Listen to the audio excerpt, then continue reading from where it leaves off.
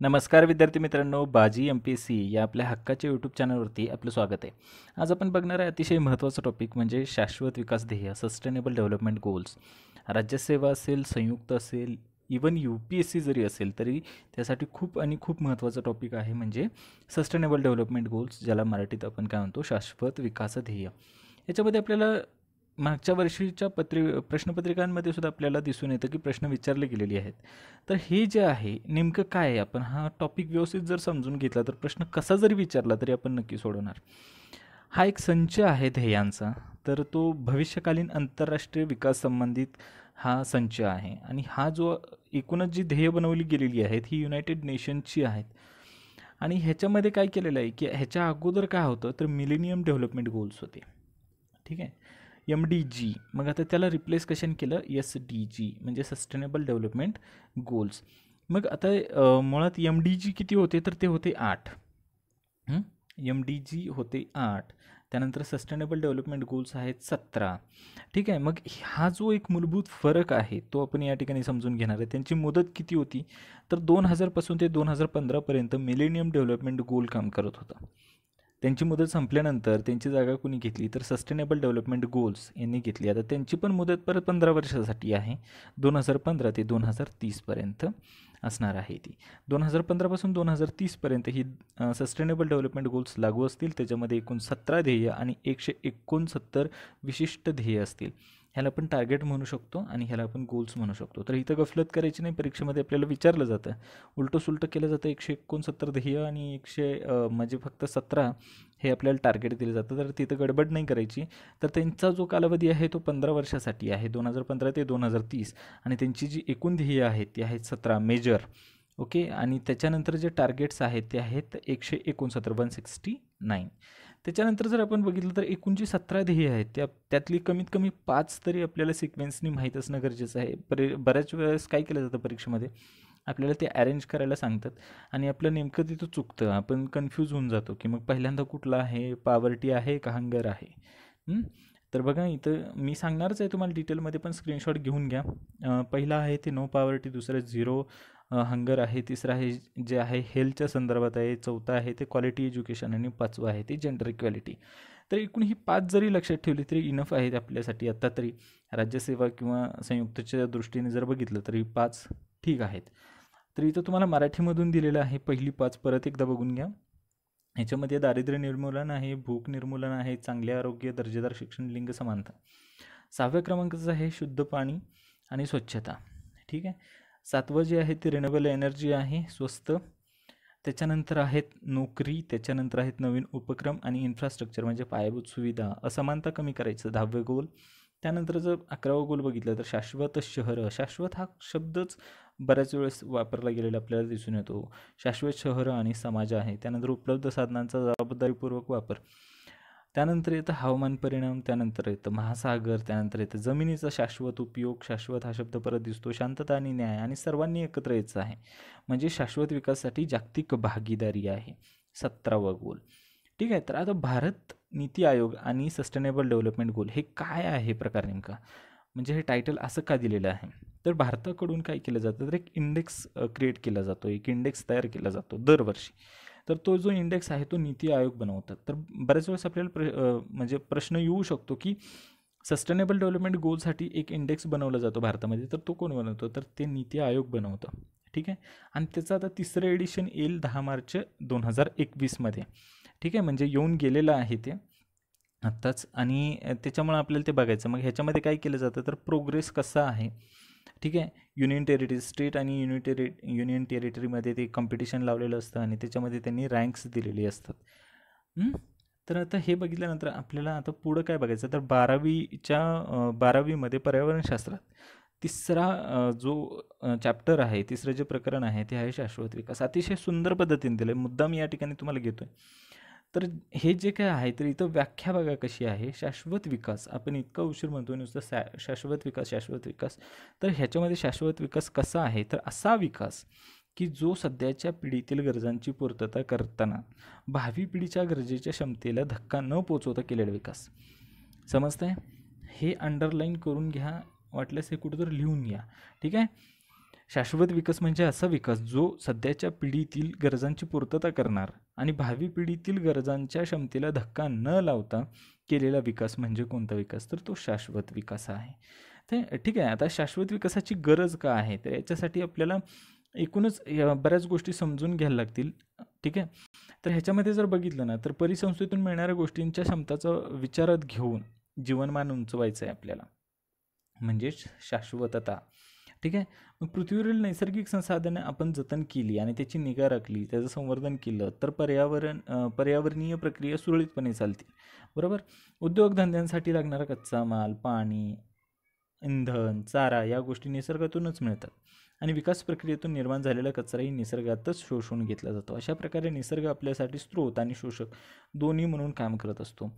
ठीक आहे, तर हे ज्यावेळेस आपल्याला समजेल त्याच वेळेस आपण शाश्वत विकास साधू शकणार आहोत, अन्यथा नाही. हे तुम्ही लिहून घ्या, वाचून घ्या. अतिशय महत्त्वाचं टॉपिक आहे.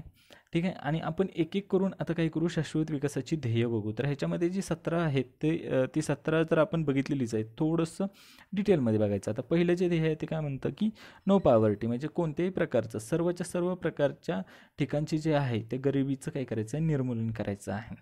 ठीक आहे, पण तेच MDGमध्ये काय होतं, फक्त एक्स्ट्रीम पॉवर्टी एलिमिनेट करायची होती, पण इथं कसं आहे, सर्व प्रकारच्या गरिबीचं निर्मूलन. आता दुसरं जर बघितलं तर भूक आहे. भूक मिटवायची, अन्न सुरक्षा साधनं, सुधारित पोषण आहार उपलब्ध करून द्यायचा आणि नैसर्गिक शाश्वत शेतीला प्राधान्य द्यायचं.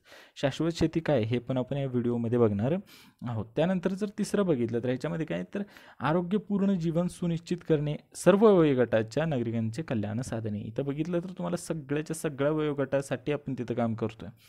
ठीक आहे, सर्व वयोगटातील नागरिकांचे कल्याण साधणे. चौथं जर बघितलं तर ते एज्युकेशनशी संदर्भात आहे. शिक्षण, सर्व प्रकारच्या सर्वसमावेशक गुणवत्तापूर्ण शिक्षण उपलब्ध करणे, सर्वांना निरंतर शिक्षणाच्या संधी उपलब्ध करून देणे. पाचवं जे आहे ते लिंग समानता, महिला आणि मुलींचे सक्षमीकरण आणि सबलीकरण. सहावं जे आहे ते पाणी, स्वच्छता आणि संसाधनाची उपलब्धता सुनिश्चित करणे व त्याचं शाश्वत व्यवस्थापन. सातव्या क्रमांकाचं जे आहे, सर्वांना परवडणारी, विश्वासार्ह, शाश्वत आणि आधुनिक ऊर्जा साधने उपलब्ध करून देणं. आठव्या क्रमांकाचं जर आहे ते जर बघितलं तर ते आहे शाश्वत सर्वसमावेशक आर्थिक वाढीला चालना देणे आणि सर्वांना पूर्णवेळ उत्पादक चांगला रोजगार मिळवून देणे. रोजगाराच्या संदर्भात 9व्या क्रमांकाचं आहे ते आहे इनोव्हेशन अँड इन्फ्रास्ट्रक्चर. ह्याच्यामध्ये जे मूलभूत आपले जे पायाभूत सुविधा आहेत त्या निर्माण करायच्या, सर्वसमावेशक आणि शाश्वत औद्योगिकरण आणि कल्पकतेला वाव द्यायचा. ठीक आहे, इनोव्हेशनला वाव द्यायचं या संदर्भात आहे. 10व्या क्रमांकाचं आहे ते रिड्यूस इनइक्वॅलिटी. ठीक आहे, आता विविध देशांमधील आणि देशांतर्गत असमानता दूर करायची. त्यानंतर 11व्या क्रमांकाचं आहे शहरे आणि मानवी वस्त्या अधिक समावेशक, सुरक्षित आणि लवचिक शाश्वत विकास करायचा, सस्टेनेबल सिटीज अँड कम्युनिटीज. त्यानंतर 12व्या क्रमांकाचं जर बघितलं तर ह्याच्यामध्ये काय आहे, उत्पादन आणि उपभोगाच्या पद्धती शाश्वत रूपात आणणे, रिस्पॉन्सिबल कन्झम्पशन. त्यानंतर 13वं क्लायमेट ॲक्शन, खूप महत्त्वाचं आहे. हवामान बदल होतोय, त्याच्या दुष्परिणामांना रोखण्यासाठी त्वरित उपाययोजना करणे, म्हणजे काय, तर आपलं ते 13वं ध्येय असणार आहे. 14वं जर बघितलं तर महासागर आहेत आणि समुद्रांचे संवर्धन करायचं आहे, त्याच्या संदर्भात हे तुम्हाला लोगो पण आहेत ना त्याच्या रिलेटेडच आहेत. त्यानंतर जर बघितलं तर भूपृष्ठीय परिसंस्थांचे शाश्वत पद्धतीनं, म्हणजे इथं झाड दिसतंय, लाईफ ऑन लँड, जे जमिनीचं वाळवंटीकरण होतं आहे, जमिनीचा ऱ्हास होतो आहे, ते थांबवायचं आहे. त्यानंतर 16व्या क्रमांकाचं जे आहे ते पीस अँड जस्टिस, खूप महत्त्वाचं आहे.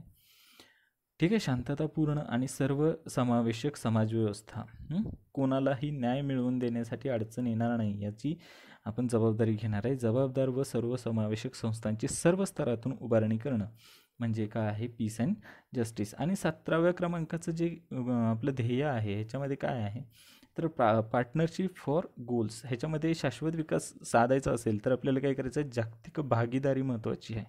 हे 17वं गोल आहे, सर्वांनी एकत्र यायचं. लोगो बघा कसं आहे, ह्याच्यावरून आपल्याला समजून येईल. आता आपल्यासमोर आव्हाने कोणती आहे, शाश्वत विकास करणार पण आव्हानं कोणती, तर लोकसंख्येची प्रचंड वाढ होती आहे. लोकसंख्या वाढ हे सगळ्यात मोठं आव्हान असणार आहे. जसजशी लोकसंख्या वाढत आहे तसतसे उपलब्ध असणाऱ्या नैसर्गिक संसाधनावरती ताण येतो आहे.